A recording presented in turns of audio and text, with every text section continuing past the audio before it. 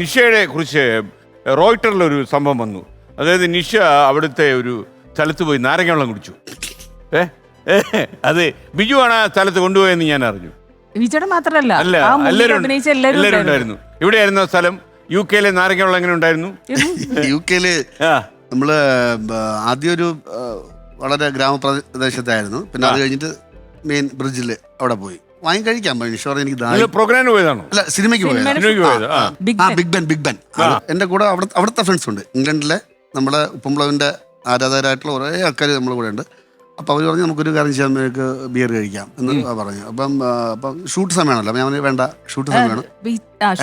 അല്ല, എൻ്റെ അടുത്ത് പറഞ്ഞു, നീ അതൊന്നും അറിഞ്ഞിട്ടില്ല പോ. എൻ്റെ അടുത്ത് പറഞ്ഞ് അപ്പം ഞാൻ പറഞ്ഞു അതെ നിഷ സമ്മതിക്കത്തില്ല, അങ്ങനത്തെ സംഭവമാണെങ്കിൽ ശരിയാവില്ല എന്ന് പറഞ്ഞു. അപ്പം പറഞ്ഞു ഇല്ല ചേട്ടാ, അവിടത്തെ പോലെ അല്ല ഇത്, ഇവിടെ വേറെ സംഭവം. ഞാൻ അല്ല, ഞാൻ പറഞ്ഞു ഞാൻ മുമ്പേ ഞാൻ നാടകമായിട്ട് ബന്ധപ്പെട്ട് ഇതുപോലത്തെ കുറേ രാജ്യങ്ങളിൽ പോയിട്ടുണ്ട് എന്നൊക്കെ പറഞ്ഞപ്പോൾ ഞാൻ പറഞ്ഞു പിന്നെ വാ എന്ന് പറഞ്ഞു. ഞാൻ നിഷ നമുക്ക് നാരായണം കുടിക്കാം, ഒരു നാരായണം കുടിക്കാം എന്ന് പറഞ്ഞിട്ട് അപ്പനകത്ത് കയറി. അപ്പൊ ബാക്കി എനിക്ക് മനസ്സിലാവില്ല അവരെല്ലാം ഇങ്ങനെ വെളിയിലേക്ക് എഴുതി വെച്ചിട്ടില്ലേ ബോർഡ്? ശ്രദ്ധിച്ചില്ല. അത് പെട്ടെന്ന് കയറിയല്ലേ, എല്ലാം ഒരുപോലെ ഇരിക്കുമല്ലോ. പുള്ളി ആദ്യം വിചാരിച്ചു ഇത് കുലുക്കി സർബത്ത് കൊടുക്കുന്ന സ്ഥലമാണ്. മറ്റേ പുള്ളി ഈ കോക്ടെയിൽ കുലുക്കി സർബത്തായിരിക്കും. അപ്പൊ നിഷ ബാക്കിയെല്ലാം ഷൂട്ട് ചെയ്തോണ്ടിരിക്കുക. നിഷ എന്താണ് ചെയ്യുന്നത്? ഓരോന്നൊക്കെ ചൂണ്ടിക്കണം, അത് മതി. ഓറഞ്ച് കളറ് കുറെ സാധനങ്ങളായി. കുറെ കഴിഞ്ഞപ്പോൾ എല്ലാവരും കഷ്ടം തോന്നി, പാവം പൊട്ടിക്കാം ഇത് പറയാൻ ചേട്ടാന്ന് പറഞ്ഞു. അപ്പൊ എന്ത് കുഴപ്പം എന്ത് എന്ന് ചോദിക്കുന്നു. പിന്നെ എല്ലാവരും നോക്കുന്നുണ്ട്. പിന്നെ ഇടയ്ക്കിടയ്ക്ക് ആ അരണ്ട വെളിച്ചം അകത്ത് കയറിയിട്ട് പിന്നെ വെളിച്ചം കണ്ടു തുടങ്ങി. നോക്കിയപ്പോ എന്തോ ഒരു സംശയം, സായിപ്പൊക്കെ ഇരുന്ന് എന്തൊക്കെയോ കഴിക്കുന്നു എന്ന് നോക്കിയിട്ട് ഞാൻ എനിക്ക് മനസ്സിലായി, കാര്യം മനസ്സിലായി. പിന്നെ അവിടെ ഉണ്ടായിരുന്നു നാരങ്ങളുണ്ടായിരുന്നു.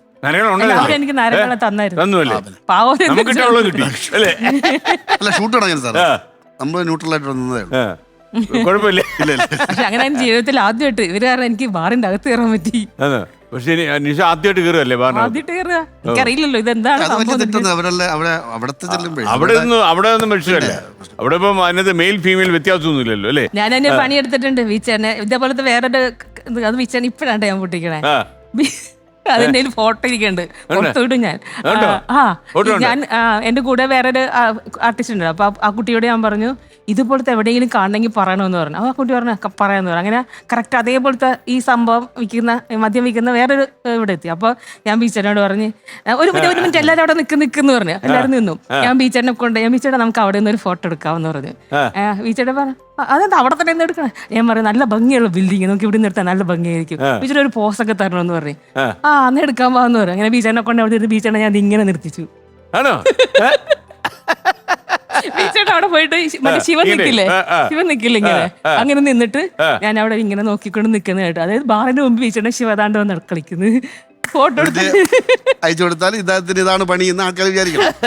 ഫോട്ടോ എടുത്ത് അതൊന്നും അയച്ചു തരണം കേട്ടോ. നമുക്കതൊന്ന് കാര്യം ആ ബിജുവിന്റെ ആ നിപ്പ് ഭയങ്കര രാജീവമായിരിക്കുമല്ലോ. ഒരുമിച്ച് നിന്ന് കാശുണ്ടാക്കണേ. എനിക്കിട്ട് തന്നപ്പോ എനിക്കൊരു പുറത്തൊന്നും വിട്ടിട്ടൊന്നും ഇല്ല കേട്ടോ. ബിജുവിന്റെ ബാല്യമൊക്കെ എങ്ങനെയായിരുന്നു? അപ്പൂപ്പന്റെ അമ്മൂമ്മയുടെ കൂടെ ആയിരുന്നു. അവരാണോ? അവിടെ അമ്മയച്ഛൻ ഏറ്റിങ്ങര. ഈ നാടകത്തിന്റെ അസുഖമുള്ളവർ വേറെ ആരെങ്കിലും ഉണ്ടായിരുന്നു അവിടെ വീട്ടില്? ഇല്ല. എനിക്ക് അമ്മുമ്മയുടെ സഹോദരൻ ഉണ്ടായിരുന്നു, കണ്ണൂടാ. പുള്ളി തോറ്റമ്പാട്ട്, കഥകളി, സംഗീതം ഒക്കെ പറയും. പിന്നെ സദാറാമ നാടകത്തിലെ അമ്മൂമ്മയുടെ മൂത്ത ചേട്ടൻ അഭിനയിച്ചിട്ടുണ്ട്. അങ്ങനത്തെ അമ്മൂമ്മ ഇങ്ങനെ രാമായണ വായന അങ്ങനെ കാര്യങ്ങളും. പിന്നെ അമ്മൂമ്മയ്ക്ക് പഴയ ഇങ്ങനത്തെ കാര്യങ്ങൾ മഹാഭാരതവും രാമായണത്തെ കഥകളൊക്കെ പറഞ്ഞു തന്ന അമ്മൂമ്മയാണ്. അപ്പം അമ്മൂമ്മയുടെ കൂടെയാണ് താമസിച്ചത്. ഈ അപ്പൂപ്പനാണ് കുട്ടമ്പിള്ള. ഉപ്പുമുളയിലെ ആ ഒരു ഇതിൽ വരും. അപ്പൂപ്പന്റെ കാര്യം ഏറ്റവും കൂടുതൽ തവണ പറഞ്ഞിട്ടുള്ള പേര് കുട്ടമ്പിള്ള. കുട്ടമ്പിള മോള്. അപ്പൂപ്പന്റെ എന്ന് പറഞ്ഞാൽ നമ്മൾ സ്കൂളിൽ പോയിട്ട് അത് എന്റെ അച്ഛൻ അമ്മ വിളിക്കും കുട്ടമ്പിളയുടെ മോളെന്ന് വിളിക്കും. അതെ, ഇപ്പോഴത്തെ പെമ്പിളരാണെങ്കിൽ തിരിച്ചങ്ങോട്ടും വിളിക്കും. നീലു കിടക്കെ വിളിക്കേണ്ട മാധവൻ തമ്പിയുടെ മോനെന്ന് വിളിക്കുന്നുണ്ട്. ശരി, നന്നായി. അപ്പോൾ അപ്പൂപ്പന്റെ സ്വഭാവം എന്ന് പറഞ്ഞു കഴിഞ്ഞാല് നമ്മൾ എന്തെങ്കിലും ചെയ്യാൻ പോകുന്നതിന് മുമ്പേ അതിൽ ആപത്ത് വരുമെന്ന് നേരത്തെ അടിക്കും. ഞാൻ സ്കൂളിൽ പോയിട്ട് വന്നിട്ട് ഉടൻ തന്നെ കുറ്റം ചെയ്തതിനും പഠിക്കും.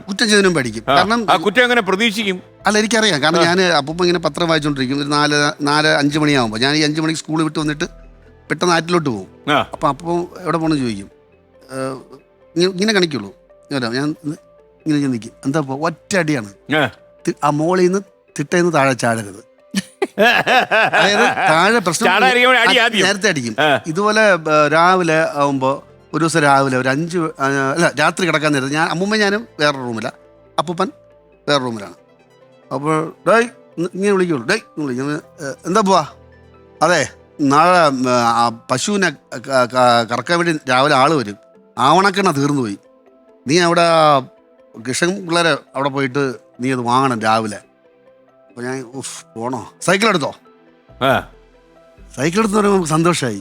അപ്പം അമ്മ പറഞ്ഞു കോളടിച്ചല്ലേ എന്നറിയാം. ഞാൻ പറഞ്ഞു പോണം, പോവാം. അത് കൃഷ്ണൻ കോവിലിൻ്റെ അവിടെ നിന്ന് കയറിയാൽ മതി. സംഭവം എന്ന് പറഞ്ഞാൽ അതുവരെ വളവാ. അപ്പൊ ഞാൻ പോയിട്ട് കൃഷ്ണൻകോവിലിന്റെ അവിടെ നിന്ന് നീ പോയി അവിടെ അപ്പുറത്ത്. അപ്പൊ ഞാൻ പറയും, അമ്മൂടെ പറയും, എന്ത് നമുക്ക് കാണിക്കുന്നത്, കൃഷ്ണൻകോവിലും അപ്പുറത്തെ കടയായിട്ട് പറ്റിയ ദൂരമൊന്നുമില്ല, അപ്പൊ നീ ചവിട്ടാൻ പറ്റില്ലല്ലോ എന്ന് പറയും. അപ്പൊ പറയും എന്ത് പറയണോ?